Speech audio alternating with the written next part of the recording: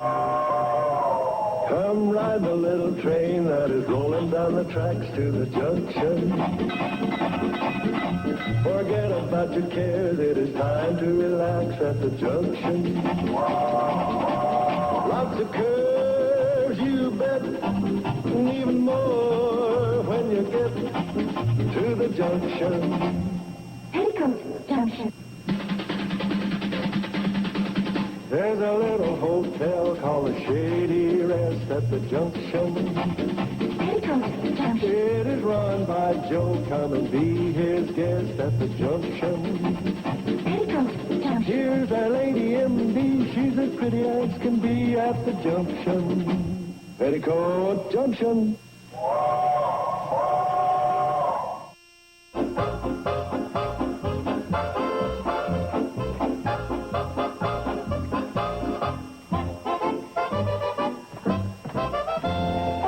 Joe. Hi. Whatever it is I smell, I think I just gained 5 pounds. Well, it's flapjacks, homemade sausage, and corn muffins with apple butter. Make that 6 pounds. Where's Uncle Joe? Don't worry. He'll be here.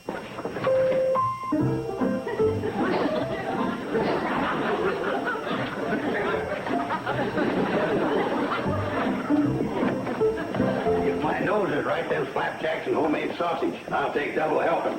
It is, and you will not, you Weight Watchers dropout. I don't have to watch what I eat anymore. Pedaling around the countryside on that old bike burns off food faster than I can stack it in with a shovel. I thought your whole reason for buying the boat was so you could take the outboard motor and put it on the bike. It is, so what? Uncle Joe, if you motorize the bike, it will do the work. You won't burn up any calories. Whole trouble started when they gave women the vote. Morning, Bobby Joe. How many flapjacks do you want?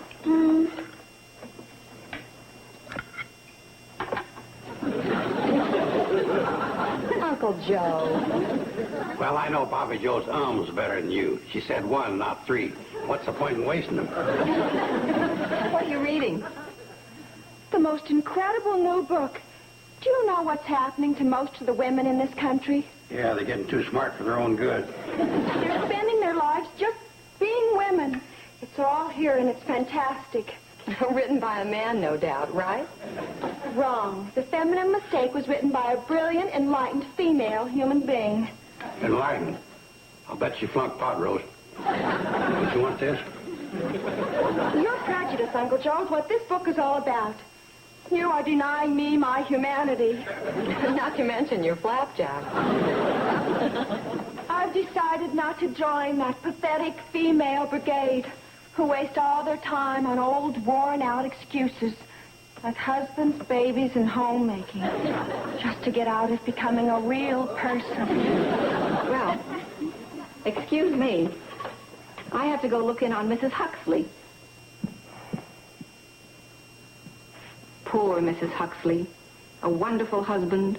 4 fat, healthy, beautiful babies in 7 years. If she only knew how she was wasting her time. Listen, do you think it would strain your humanity too much to clear off the table for me? I've got to start packing for my tour. You're lucky, Billy. You know who you are. Oh, I sure do. A struggling singer who's rapidly becoming an old maid. Here. I admire Billy. She didn't fall into this drip-dry trap of artificial domesticity. That sounds pretty fancy. If you're not keeping house, just what are you supposed to be doing? Working, building a career, actualizing my full potential. Suppose your full potential is just keeping house.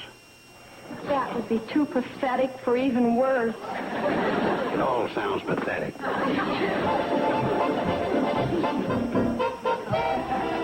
A woman is not a reed who will sway to the will of a masculine wind. She must be a strong tree with her own roots.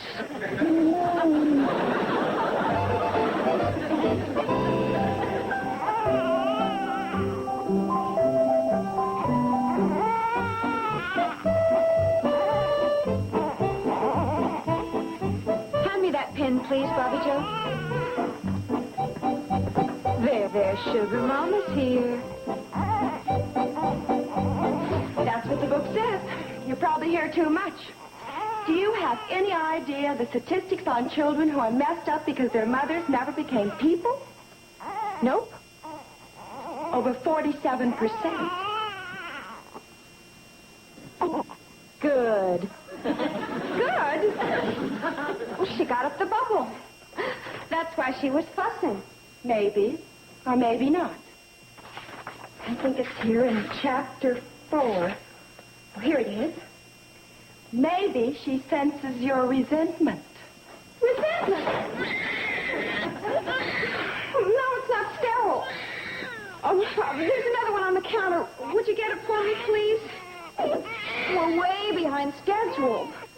What you need is emancipation. Or another pair of hands. Oh, yikes! I'm already 20 minutes late with your bath, and I haven't even folded your diapers yet. Is it warm enough? Oh, I don't know. Well, try it, will you? How? Oh, shake a little on your wrist. There, it's coming. Nothing's coming out. Well, do it harder. Oh, nothing's happening. Oh, look on the top.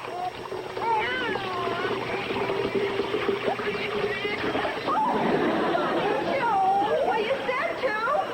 Oh, do me a favor. Go get emancipated. All right, bye-bye. Third new patient this week. You know, if Dr. Stewart stays on that fishing trip for a few more days, I may just have a practice. That would be wonderful for you. Tell me, Dr. Craig, how did you do it? Just kept smiling, I guess. No, I mean being a woman and pretty and all. How did you manage to become a doctor? Well, I'll tell you. It's my observation that those who want to and can do. And those who want to and can't talk. Wow! See ya! Where are you going? To stop talking and start doing. I don't understand. There's only one other beauty salon in Pixley. If you didn't work there, where did you get your experience? I worked out in my own place. A very exclusive clientele. Oh. You know Billy Joe Bradley, the famous entertainer? I do her hair all the time.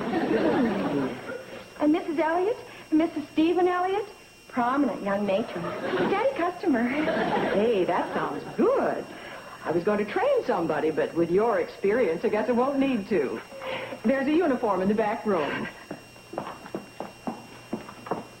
I'll get your first lady ready for you. There you are, dear. Now I'm just going to turn you over to a wonderful new operator we just hired. It's a haircut. Just trim it and layer it on the top. Gotcha. See you later, Mrs. Plow. Okay. Selma Plow. This is very good for the tired old roots. I beg your pardon. Now, I want to tell you about my hair. You have to be awfully careful this side because it's my flat side. This side's not so flat. And be careful of the cowlick in the back. Oh, that cowlick, I want you to know. Oh, I have no trouble with that. It sticks up, you know. Voila! We begin. Why on earth did you cover the mirror? I love to see the look of joy and surprise on the customer's face when they see what I have done in the end. Oh, my goodness. How very chic. Close the eyes and relax. When I am finished, you will not know yourself. All right.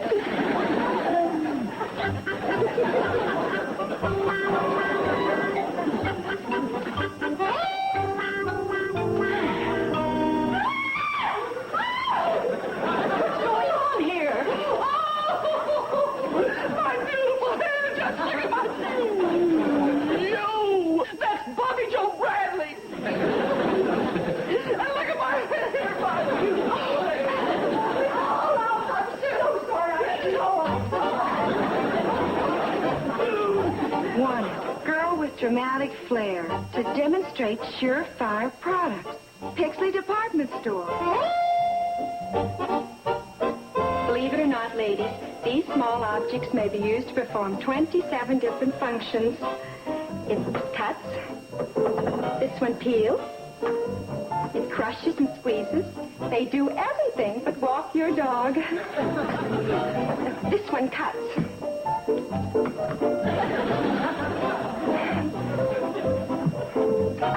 and crushes and squeezes. There's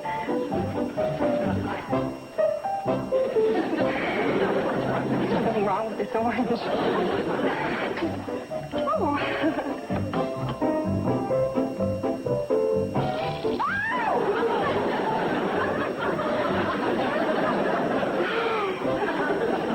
Hi there, Mrs. Klaus. Good morning, Uncle Joe. Morning, Bobby Joe. Good morning. How's the identity crisis coming? Getting worse. Well, what happened? Well, if who I am as a human being depends on what I do for a living, and it turns out that there's nothing I can do for a living, then that must mean I'm not anybody. Did you get any of that? As a doctor who used to be a girl, I certainly did. Bobby Joe, didn't you say something once about writing? Not any good at that either. I'll bet you could write a better coverage than Sam Drucker. Just plain, sloppy journalism, that's all it is. Well, what did he say? It's what he didn't say. In reporting our lodge meeting the other night, the International Order of Camels, he didn't even mention the highlight of the evening. What was that? The fact that I had scaled the third pyramid and had been promoted from 1.5 hump camel to a full-fledged 2 hump camel. Uncle Joe, do you think he might... Jealous of me. He always has been. Might what? hire me as a reporter? Hire you? Well, if you'll work for potatoes and apples, day-old bread. It's not the money that counts. It's proving myself. It's writing that great story. What great story? That great story. That's sitting right here in our dining room. The story of Janet Craig, M.D. Just picture the headline, Mr. Drucker. The story of Janet Craig, M.D., a Hooterville World Guardian exclusive, as told to Bobby Joe Bradley. Well, how does this sound? Like the headline and take up the whole front page. Do you like the idea? Well, maybe. Maybe. Mr. Drucker is sensational. It'll sell 1 million copies.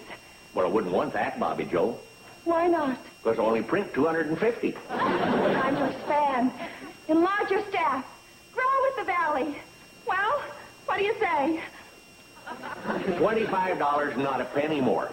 My salary for the story? Your salary for the month. Take it or leave it. Oh, I'll take it. I'll take it. Oh, a job, a real job. I'm a reporter. Oh, Mr. Drucker, you'll never regret this.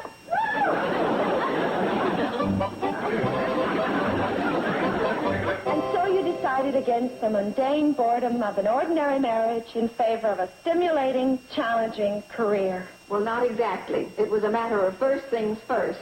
Right. Tell me, Dr. Craig, now that you've been in the valley a while, what do you think of it? I love being here. There aren't many places like it left in the country today. If I might rephrase that, would you call the valley a sociological rarity? Well, I guess so. And its particular value to you? Well, it's a nice place to live and get to know all kinds of interesting people. To investigate rural conditions. Did I just say that? Well, not exactly. But I want to make this story something special. Something the valley will never forget. You like it, don't you? Well, it's a little strong. Did Janet or Dr. Craig really say all this? Well, practically. But you know how doctors are. They don't have much of a way with words. I kind of punched it up a little. Yeah, you sure did. Maybe if I unpunched it a little. You're going to change it?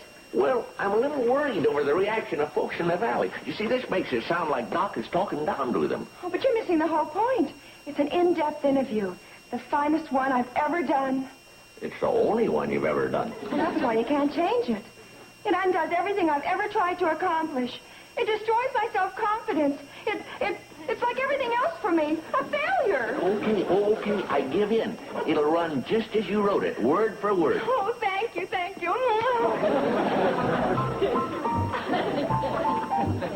Wonder if Horace Greeley had these problems.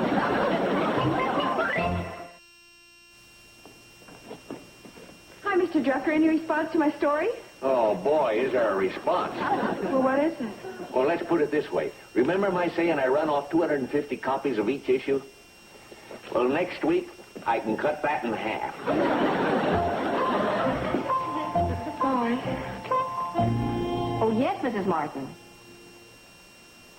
Oh, of course. Would you like to make another appointment? Oh. Very well. Goodbye.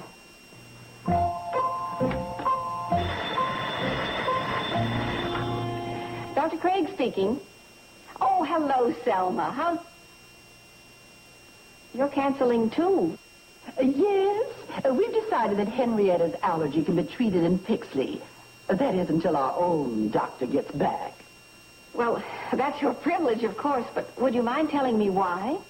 Well, first of all, Dr. Craig, around here we think of ourselves as ordinary people, just like anyone else. Oh, Selma, I didn't say any of those things in Bobby Joe's story.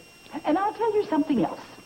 As women, we set great store in doing the simple things as our mothers did before us. And if anyone thinks that we're quaintly out of step with the times, then she's out of step and should do her dancing somewhere else. And when you go, take Bobby Joe Bradley with you.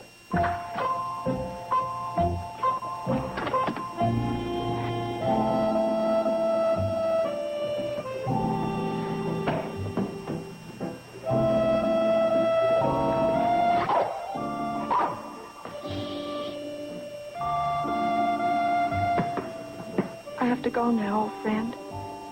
I don't want to, but there's nothing left for me here. Oh, dog. I didn't mean for that story to come out the way it did. Seems like nothing I do turns out the way I want it to. Maybe in Riverdale. Watch over the place. Okay?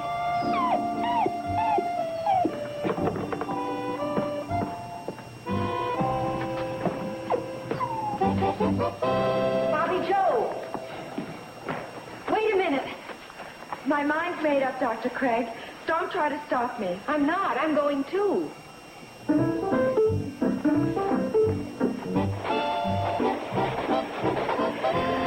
I didn't think you'd want to talk to me after what I did. I'm very ashamed and very sorry. Apology accepted. Where are you going? Riverdale. To start a new life. Where are you going? To Pixley. To buy a ticket to New York. New York? I, too, am going to start a new life.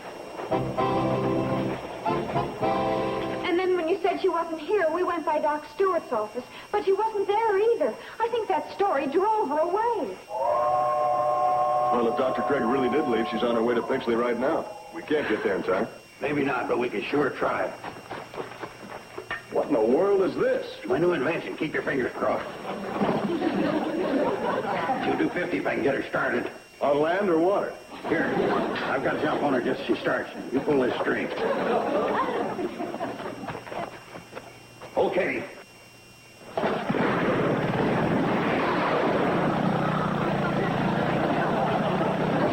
She worked. Did you see that? She worked. But anyway, you did work. It's that story I wrote that's making you leave, isn't it? Oh, no, it wasn't only that. I don't belong in Hooterville any more than you do. What do you mean? Look, we're big city girls at heart. We're smarter than most women, Bobby Joe, and that makes it tough on us. We're both still trying to find our niche in life, and it certainly isn't in a one-horse town like Hooterville. I thought you liked it. Oh, sure, for a visit, but not to spend a lifetime there. Why not? Well, for one thing, there aren't enough interesting people to talk to. There are two. You know where to look. Well, I found it pretty dull. And for a young girl like you, it must have been deadly. Deadly?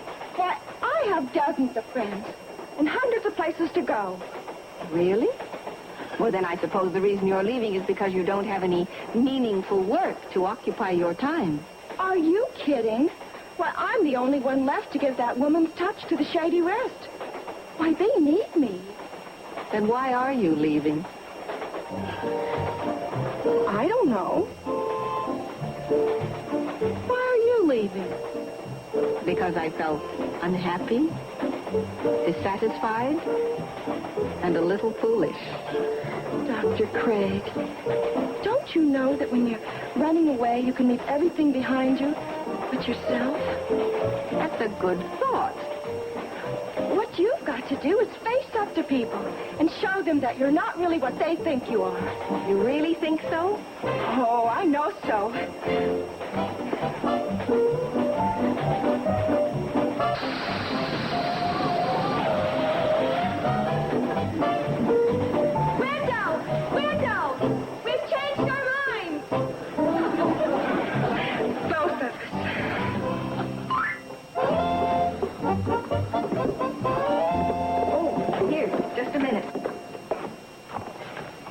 There's no point in letting them know both of us were so silly.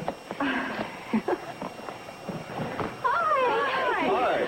We heard the cannonball coming back. Oh, we're so glad you changed your mind. Well, you can thank Bobby Joe for that. She's a very persuasive young lady. Bobby, you talked her into coming back? Well, She certainly did. Well, for gosh sakes, why don't we all go up to the hotel and have a homecoming party? Well, honey, take Janet's bag. Sure. I'll take it. Thank you. You, Joe? Yeah. Well, I was so glad to see the doc back, I guess I forgot myself. Besides, little work never hurt nobody.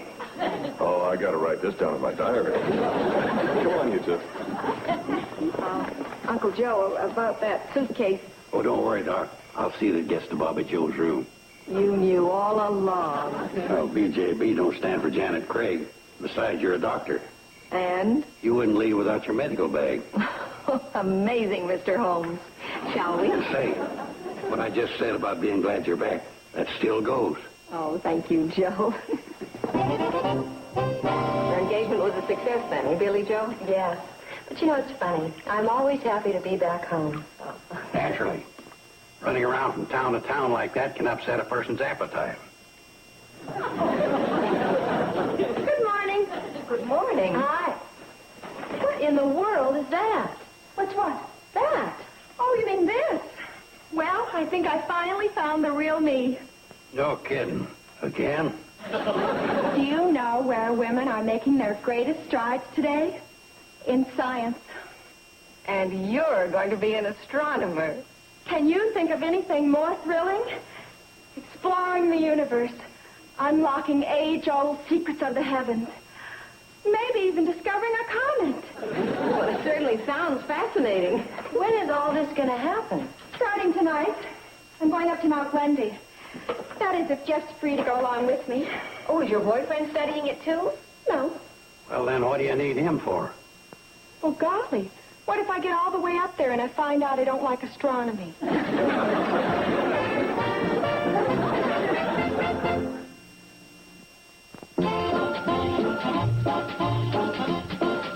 This afternoon, beginning at 5, don't miss the fun and laughs on Amen and Give Me a Break.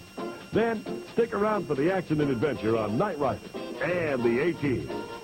Now, stay tuned for Green Acres, next, here on TV 39.